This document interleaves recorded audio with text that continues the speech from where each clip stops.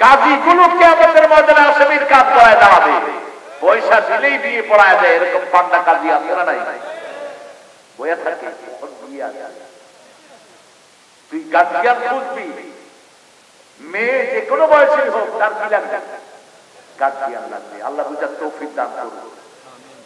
হালাল বাইয়েন, হালাল হারাম বাইয়েন, এই তিনটা জিনিসের উপর ইসলাম প্রতিষ্ঠিত। এবার আল্লাহ রাব্বুল আলামিন এই সূরার ভিতরে যে কথাটা বললেন, ইউনূস আলাইহিস সালামের কথা বললেন, ইন্না ইউনূস মিনাল মুরসালিন। ইউনূস আলাইহিস সালামকে নবী হিসেবে পাঠিয়েছেন কে? ইজ আবাকা ইলাল ফুলকিল মাশহুর, যখন তাকে নৌকায় চড়ানো হলো। নৌকায় কেন চড়লেন তিনি? নৌকায় চড়লেন তিনি, তার এলাকার 1 লক্ষের উপরে ছিল তার অনুসারী। কয় লক্ষ? 1 লক্ষের উপর। এরা তার কথা শুনে না। আমাদের দেশে এখন বলেন তো নামাজির সংখ্যা কম না বেশি?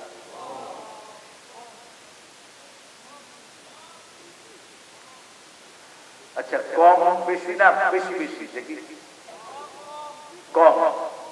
আর নামাজি বেশি। যেমন নামাজি হলো 5 প্রকার: daily, weekly, yearly, occasionally, seasonally. আছে না? সিজন আছে। কিসের সিজন? ইলেকশন। মাথায় টুপি একটা দিছে, পাঞ্জাবি একটা গায়ে দিয়া আজান দিতে, এখন মসজিদে না দিলে তো মানুষ কি কয়, ওযু থাকা না থাকা আল্লাহু আকবার। আছে না? আহা, একটা বিসমিল্লাহ পর্যন্ত পড়তে পারে না, এরকম পাগল আপনারা নাই? আমরা দোয়া করি আল্লাহ যেন সবাইকে নামাজি বানায়।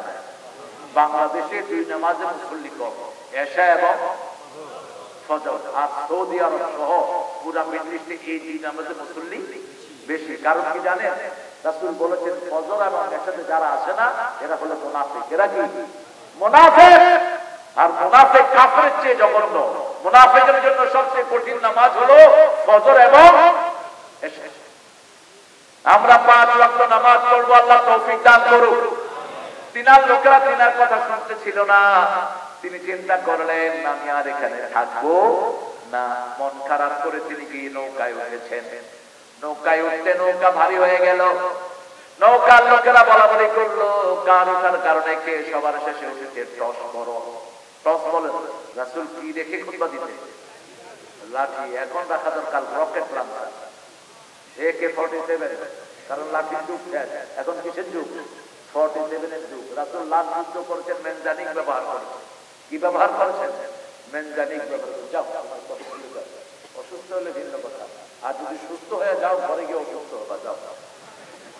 হ্যাঁ, এমনি চলে যাবা তুমি। আমি কি বাজে কথা বলছি না? কোরআন আর হাদিস।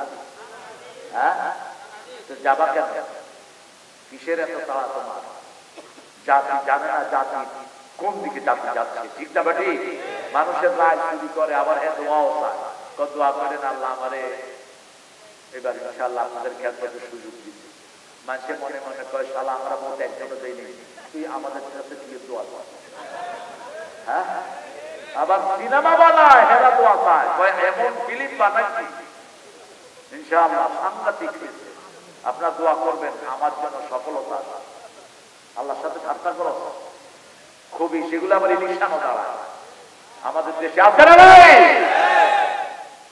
আল্লাহ থেকে আমাদেরকে হেফাজত করেন। আপনার রায় যিনি চুরি করে নিলেন, মনে করবেন আপনার সব গুনাতে নিয়ে গেছে, তার সব সওয়াব আপনার ঘাড়ে দিয়ে দিবেন কে?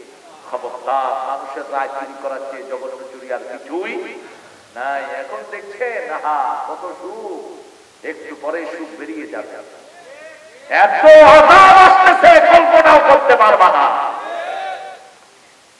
জাহান্নাম ছাড়া কোনো জায়গা নাই, জালেমের জন্য কোনো হেদায়েত নাই। আল্লাহ আমাদেরকে এটা তৌফিক দান করেন। তিনি যখন নৌকায় টস হচ্ছে, বারবার উঠতেছে ইউনূস ইউনূস ইউনূস আলাইহিস সালাম। এখন নবীজি তার পরিচয় সবার কাছে করে দেখে নবীদের চেয়ে শ্রেষ্ঠ কোনো মানুষ দুনিয়াতে নাই। যেমন দাঈরা আল্লাহর দিকে মানুষকে ডাকে, যেমন এক আল্লাহকে সারা পৃথিবীর সব অধিকাংশ মুসলমান চিনে, ঠিক না বেটি? কিসের কারণে চিনে? তিনি কিসের দিকে ডাকতেন? আল্লাহর দিকে ডাকতেন। নৌকার মাঝিওয়ালাকে চিনে কেমনে? এখন বলে আপনি নেমে যান, বলার কোনো উপায় নাই। নৌকা মধ্যখানে চলে গেছে। এখন তিনি নিজেই তাফসীরে এসেছেন, তিনি নিজেই নেমে গেছেন। যখনই পানিতে নামলেন মাছ হা করে আছে। কোথায় যাও? আমার পেটে মাছটা ছিল তিমি মাছ। কি মাছ? তিমি মাছ। তিমি মাছের ছোট বাচ্চা 1 টন দুধ খায়। এমনি হা করে থাকে পেটের ভিতরে, মনে মনে মাছ ধরছে। একটা উপযুক্ত তিমি 3 টন মাছ লাগে দৈনিক। ওরে বাবা, শুধু হা করে থাকলে বড় বদগুলো পেটের ভিতরে ঢুকে যাবে। এত বিশাল সাইজের হয় তিমি। তিমি মাছ ওনাকে ঘিরে ফেললেন। এখন মরা ছাড়া কোন উপায় নাই। কিন্তু সারা পৃথিবী কথা শুনে কার? কথা শুনে আল্লাহ। যেমন ইব্রাহিম আলাইহিস সালামকে আগুনে নিয়ে যাচ্ছে, তিনি কি করেছেন? তিনাকে তারা বলল, মেলায় চলো, মেলায় যাই রে, খেলা খাই রে, মেলায় যাবেন না। তিনি বলছেন, নাজারা নাজরাতাম ফিন নুজুম, তুমি যাও।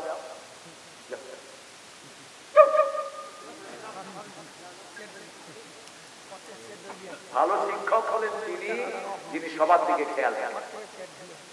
আর কিছু স্যার আছে ক্লাসে এসে ঘুমায়। আপনাদের এখানে আছে কিনা জানি না।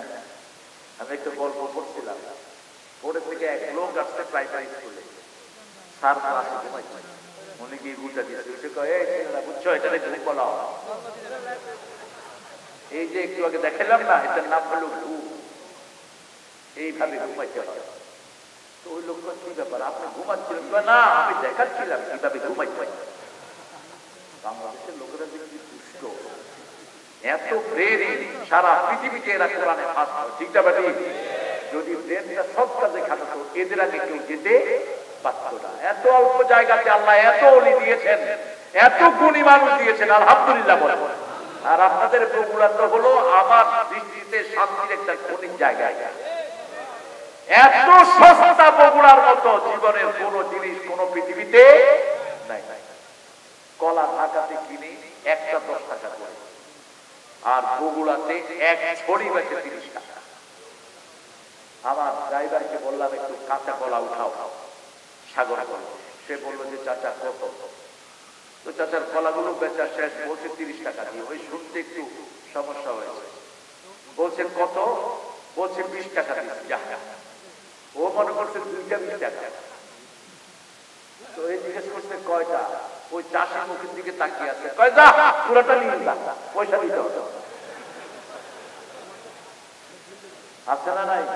শেষের দিকে একটা পড়ে আছে বগুড়াতে, এই যে রাস্তার পাশে কলা নিয়ে বসে থাকে, তরকা নিয়ে বসে থাকে। দাম বেশি না কম? আমি কয়েকদিন আগে 100 টাকা দিয়ে নিচ্ছি, প্রায় 250 কলা। কিনে আমাদের দেশ আপনাদের। এই বগুড়ার মরিচ দিয়ে খাইছে, সে বুঝছে কি যে মজায় যাবে। মরিচ খাবেন, হার্ট ভালো থাকবে। হার্টের ওষুধ হলো কি? মরিচ। গ্যাসের ওষুধ কি? মরিচ। মরিচ খাবেন, গ্যাস জমবে না। কিন্তু খাওয়ার সাথে সাথে পানি খাবেন না, রাসূল খেতেন না। খাওয়ার সাথে সাথে যারা পানি খায় এদের পেটটা গ্যাস চেম্বার হয়ে যায়, খাবেন না। রাসূল খাওয়ার আধা ঘন্টা পরে খেতেন, রাহমাতাল লিল আলামিন। তো ইউনূস সাইদা ইব্রাহিম আলাইহিস সালামকে যখন মেলায় যাওয়ার কথা বললেন, তিনি বললেন আমি অসুস্থ। তারা মেলা থেকে এসে দেখে কোন মূর্তির মাথা নাই, কোনটার হাত নাই, কোনটার পা নাই। জিজ্ঞেস করলেন মান ফাআলা হাযা বিআলিহাতিনা, কে করেছে আমাদের ইলাহদের সাথে এটা? লোকেরা বলল একটা যুবক আছে, ইউকালু ইব্রাহিম। সামি'না ফাতান, আমরা শুনেছি একটা যুবক এটার ব্যাপারে কথা বলে, তার নাম ইব্রাহিম। তার নাম কি? নমরুদ বলল তাকে মানুষের সামনে নিয়ে আসো। মানুষের সামনে আনা হলো, বলা হলো ইব্রাহিম মান ফাআলা হাযা। তিনি বললেন না আমি করিনি। তিনি বললেন বাল ফাআলা কাবীরুহুম,